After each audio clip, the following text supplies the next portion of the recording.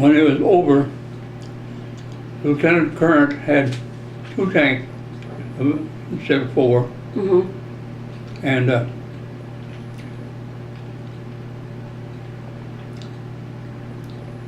there were 3 other tanks left, plus mine. And we continued on. That one also got hit in the neck that day by mortar shell. Anyway, the next morning, well, I had one bunch and I was set up for defense. Mm-hmm. And Lieutenant Current had moved with the 3rd Battalion into a place. The Germans made a counterattack, and they had a good-sized force, a lot more than what we had. And he talked to me on the radio. He says, I'm doing all right, but there's a lot of dead spots that the Germans are getting through. Mm-hmm. I'm going to move out a little further. Moved out a little further, and he came into the eyesight of an 88, and he was killed, of course. And I was anxious came over and said that they wanted him to take over my tanks, because they wanted me back at the regiment. Uh-huh. So I head back. Oscar Long, do you know Oscar Long? Mm. He was at the reunion. I know. I don't remember if he was he at any of the ones that I was at, like the last couple of ones? He was there. Yeah, okay. Anyway, he met me before I got to the, and told me to jump in the Jeep. Uh-huh. And he didn't talk at all. He generally talks like a blue streak. And anyway, we went. He said the colonel wanted to see me, so we rode back. Got there, we came in, and everybody's real nice. You know. Mm. The rumor was that my last 3 tanks had just been knocked out. Mm. So I was company commander with no company. Anyway, it came out that wasn't exactly right. That the anchor tanks were still all right. Okay. But they took B Company out of the combat line, and with the skills of Oscar Long, Alvin Newt, my first sergeant, he was golden, and the personnel records guy, they went to work and built up two platoons. Now these platoons, there were no armor force recruits available. Mm-hmm. So we got, actually we did get one that was a tanker. Uh-huh. But in 2 days we built up two platoons, and 2 out of every 5 men crew were infantrymen. So did they have to be trained then how to do everything? Oh, they had to learn it all, and Oscar was very good at doing that. Every time he got recruits, replacements, Oscar took care of them for a week before he put them in the line. Okay. So they knew what was going on. So anyway, we came back in the line, but they were, 3rd Division was very not noticeable what goes on. Like with the 30th Infantry Regiment, that was beaten up real bad. They got all easy type jobs. That they could take them, but it was hard. It would have been hard for them, but it would have been easy for the 30th. But then, so they attached B Company to the 30th. Okay. So I had easier thing, and for instance, on this one attack, I remember particularly. George Minnick, he was a sergeant. Back when we were in Italy, he had a chance for rotating back to the States, Uh-huh. and he refused it because he didn't think he'd had enough combat. So he ended up as a platoon sergeant, and then he ended up leading a platoon. And in this one attack we made,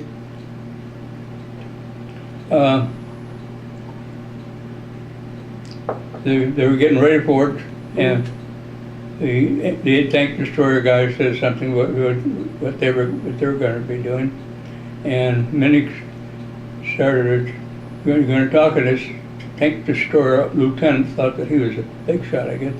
He started telling them how they would go, and Minnick says, "Are you going to be there?" "No." "Okay, I'm going to be there, and this is where we're going." And it went in at perfect. It took this town with no problem at all. Yeah. And this the lieutenant of the infantry mapped out how he wanted to defend the town for the night. And he took this one tank. There's a town with pretty well walled, had, but it wasn't very. But there's. Now, where was this again? This is in Alsace. Okay. Close to New Brissac, which is the last thing we had to get rid of. Okay. Anyway.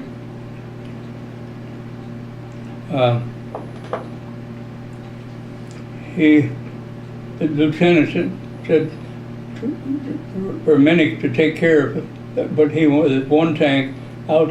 There's this town, and there's a little boulevard there goes up, and this one real nice house with a lot of silos and stuff around it, and he wanted that, but the tank sitting there. So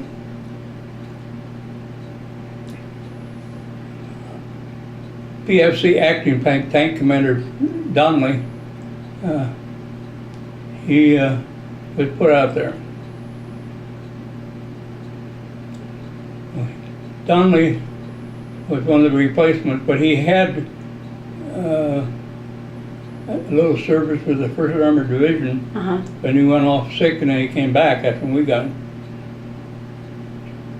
He knew from what he was at Fort Knox getting trained that when you made an attack, the first thing you did was set up security, then clean your weapons, get everything all cleaned up, and then take care of eating your sandwiches or whatever you had to eat.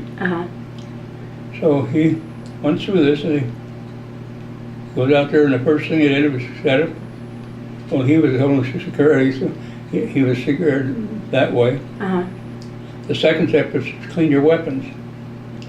Well, he had 2 infantrymen plus himself, and a gunner who had fired a 75 once at Fort Knox. So they take things apart. The infantrymen that were in the crew took the machine guns, took them apart, cleaned them all up good, and put them back together. But it made one mistake. There's what they call a cocking lever, and it looks like it's supposed to be this way, and actually it should be going in the opposite direction. Okay. But you put them in either way. But when you put it in the wrong way, when you close the receiver, it was locked up. So it was useless. Okay. So all the machine guns were useless. And the kid who was a gunner, who had taken the tank thing apart once in daylight, was doing it in the night, in dark. And he had the block out, sitting on his lap, trying to figure out how to get the thing back together.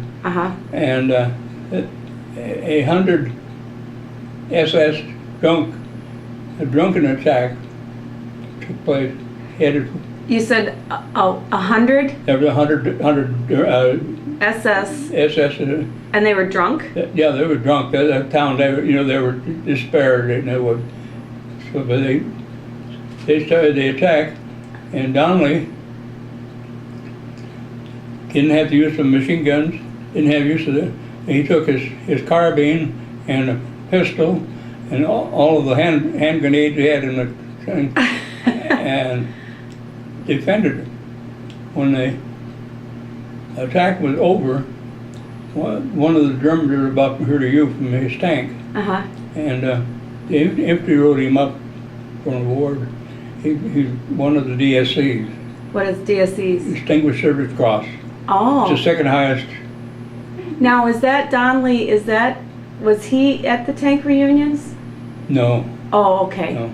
I'll go, I can follow through a little bit on. Okay. But they rode him up. And when he got to Nuremberg about a month later, he had a head wound at about 10 o'clock in the morning, and I didn't get there until about 3 in the afternoon. He refused to be evacuated until something like that. Anyway, so he went off. That was 1945, and in 1978, I got a phone call. It was Donnelly's wife, and they were making awards to veterans around Chicago, and Donnelly didn't have a copy of his citation. So when he said he had a DSC, they thought it was a big baloney. Yeah. And they called me, and I had to write it back up and send it so that he could get it. But when I talked to, he said, "You want to talk to Earl?" I said, "Sure." And he had emphysema so bad he couldn't even talk. Aww. And he died shortly after that. Aww. Wow.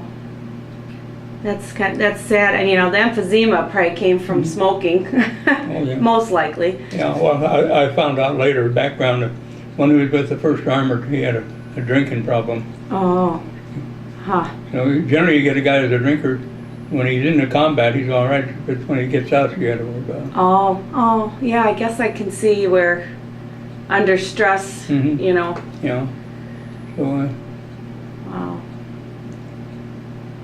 But when you figure that the battalion had two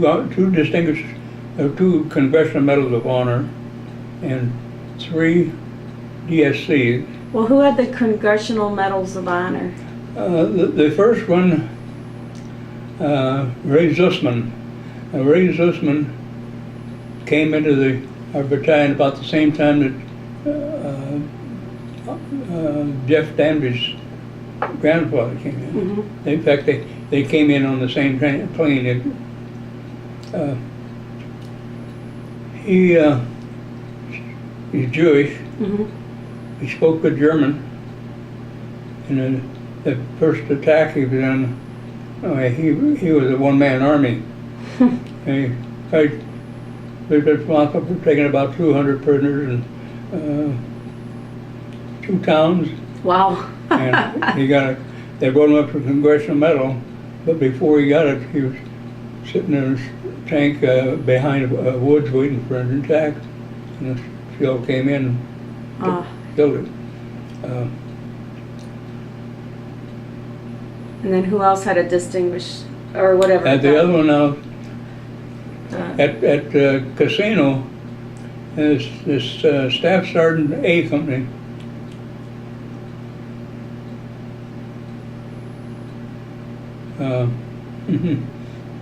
Harris, Jim Harris, he ended up leading the platoon of A Company at Casino, and he did such a good job that they offered him a battlefield commission. He took it, and I got to go know him too because we only used one channel at Casino. And so I talked back and forth a lot of time with him. like one time, he had his platoon in depot, but he hit a target, and he'd call for one of them to come up to his tank, and they'd go over, then he'd go back and fire the mission. This one day, he said there's an ambulance coming into the town, so he could see what was going on. Opened it up, and it was replacement troops. Wasn't medicine. They were violating the code. Yeah. So he talked about it and said, "Well, we'll take care of them." And he said, "Wait, hold it a minute. There's one more getting in." And when they got in, he hit him with about 3 guns. Oh, gee. And finished him off. Yeah, that'll teach him. Another time, you could go to Monte Casino from outside of casinos. So Oh, here, your phone, I think, is ringing. that Or it just does that once in a while. pick it up and see if there's somebody else. It says ready. Hello?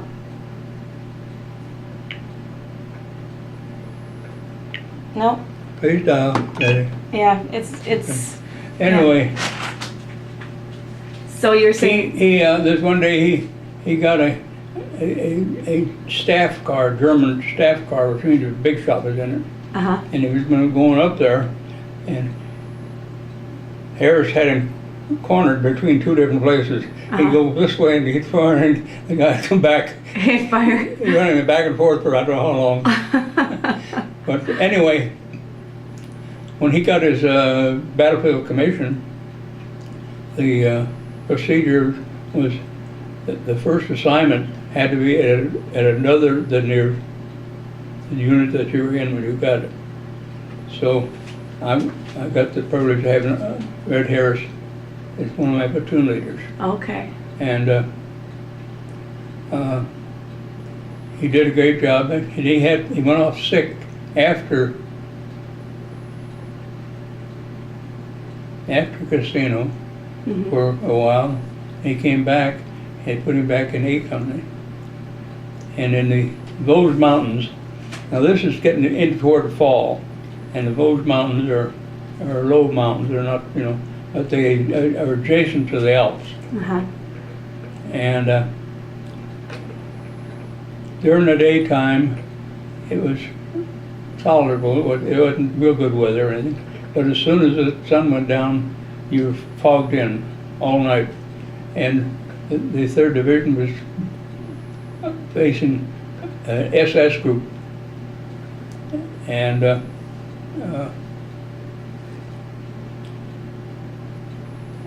Harris was A Company then. And they had a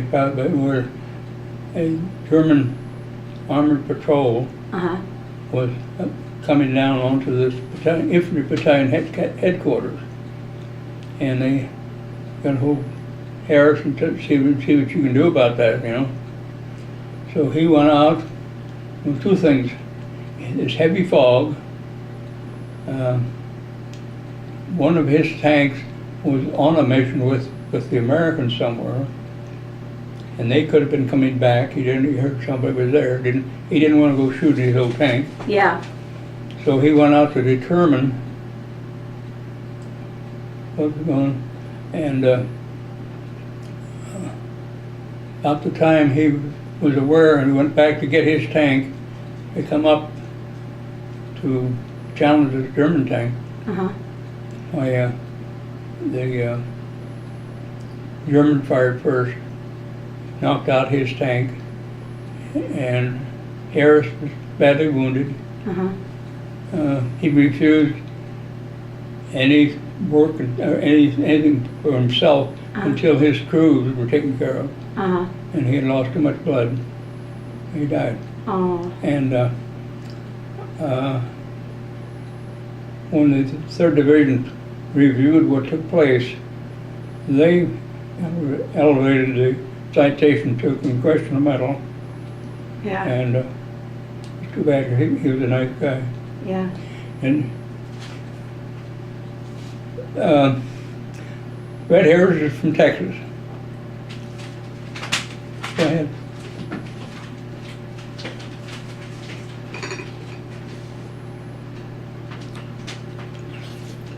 Do you need a warm up on your coffee? Hmm? Do you need to? Hmm? I'll be like the waitresses. They come and they just give you a little warm up. Yeah, okay. I'll put this back. Hold on.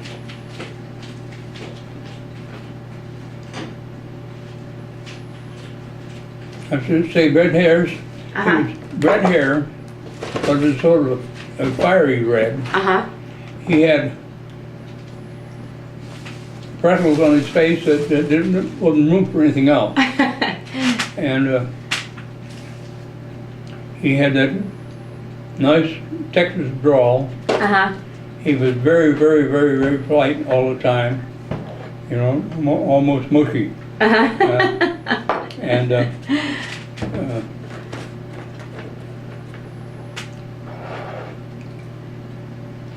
he took care of any assignments he got, you know, very serious.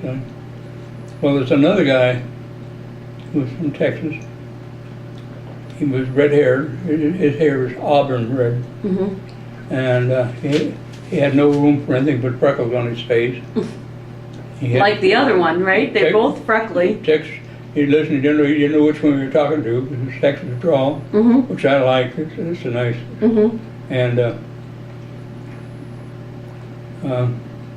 was Audie Murphy. Oh, so he had an Irish, he had a Texas, Audie Murphy? yeah, did he speak yeah. like a Texas accent and stuff? Oh, yeah. See, I never would have thought that. And he was the same way, very, very polite. Uh-huh. Every time he'd see me, he'd come over and talk. He had things over his head here. He was a battlefield commission. I'll tell you about that in a minute. But,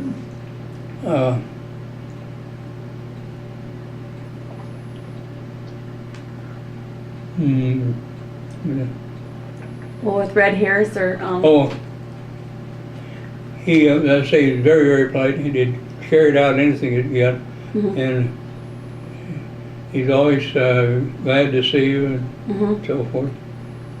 And it's Audie Murphy. They were very similar, you know. So Audie Murphy, and who was auburn, and then Red, who was the fiery red, they were both from Texas and both really good. Very good. Well, soldiers. Both of them were battlefield commissions, you know. Okay, which means a battlefield commission means that they get promoted while they're on the battlefield. For what they did during the battle, during the war. So they get, do they get, like, they get a commission? Does that mean that they get elevated to the next? Second lieutenant. Okay, so they get promoted, kind of. That's like, right. Yeah. Okay. Yeah.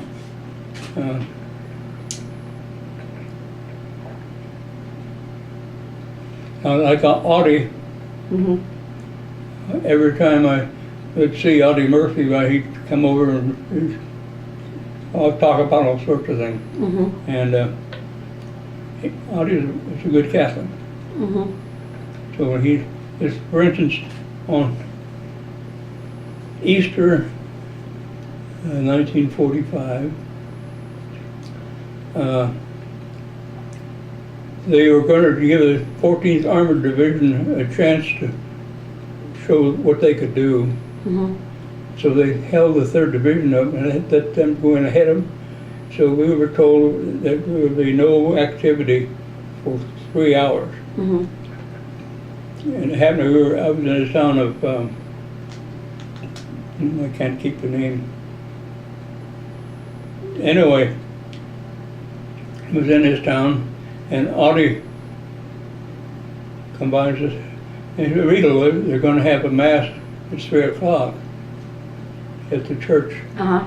So we went together to the mass.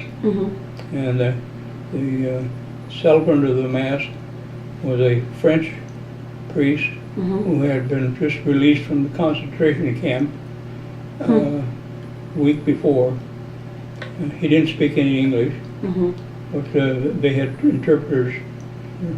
So he had a very brief sermon. But I mean, most of the mass is in Latin anyway then. Well, part that, yeah, yeah, Mm-hmm. yeah. But you had the Latin, but then you had, so you could go to mass real effectively with a missile. Yeah. Anyway, we went to mass, and I still had about an hour or so that I didn't have anything to do. Uh-huh. So I thought I'd look around the town, and there's one area, there's a single road. Not a, you could get by to, but they had a nice grass lawn type, Uh-huh. which is unusual in those towns today. If there's grass, vegetables would go better. Uh-huh. Anyway, I came by this shrine, Sacred Heart, which was locked up, but in that area. Mm-hmm. I looked at it for quite a while. It was pretty on Mm-hmm. the outside, very decorative. Mm-hmm. And so when the war was over, I came back to the States. I left the Havre on September 2nd. To where? To You came back up where on September? From the Havre, France, Oh, okay. coast, on a ship. Mm-hmm. We got into Boston on the 12th, and I called. They made sure that you could talk on phones. So I talked to Baum, and I talked to Betty, and Uh-huh. I guess that's the two that I talked to. Uh-huh.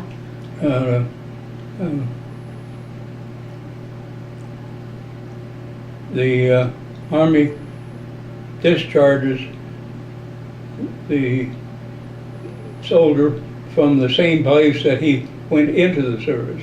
Uh-huh. And I went in, get the name of that road, Fort Logan, Okay. near Denver. Okay. So we went from Boston to Denver. We got to Denver on the 15th. Mm-hmm. As soon as I got out, I think about 2:30 in the morning, Mm-hmm. I got the final signature. I got on the first train back to Omaha. Mm-hmm. And of course, Betty knew that I was coming, so she was in the process of giving notice and so forth. Mm-hmm. Well, I got into Omaha a day before she did. Okay. And in the morning, Margaret was supposed to go on duty at St. Joe's. Uh-huh. And she had some papers that she had to get to Dorothy Peter.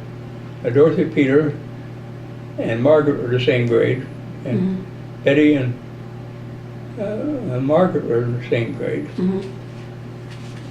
So I said, well, I can do it. The streetcar just about a mile and a half, Mm-hmm. get off, and go walk up Vine Street for a block, and there's a Peter house. Mm-hmm. So I came with these papers, and Dorothy wasn't there. I talked to Mrs. Peters, she's the only one there. Uh-huh. And just looking around, and they had a hallway and had a big painting Uh-huh. of a shrine. And I looked at it. She said, have you seen that before? I said, yeah. I told her, Where that you were there? yeah. She says, well, that's where Val Peter was baptized. Oh my gosh. Oh. Yeah. Now where was that? That was someplace in like France or Germany? in Germany. It's in Germany. Okay. Yeah. This is, the name is only about 4 letters, the umlaut. Like Louvre or Something like that. Yeah. Anyway, that's how I could get it. It's in the book. Uh-huh. That's really neat. It's a small world, isn't it? Yeah. See, now, I never knew what town the Peters were. I knew that they were from Germany, Yeah. and I knew that Al Peter had come over from Germany. He was a printer. Uh-huh. And so he had a printer business there. And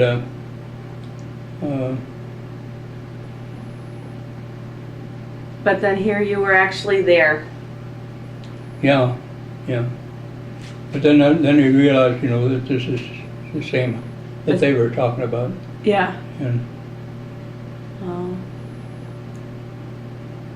the Peter family was a real family. Yeah. There's, I don't know if they still have it, but when I was at Creighton, Uh-huh. Ann, one of the older sister, Margaret, was going to Creighton. Uh-huh. And so there's Ann and the brother Bill, who was in law school,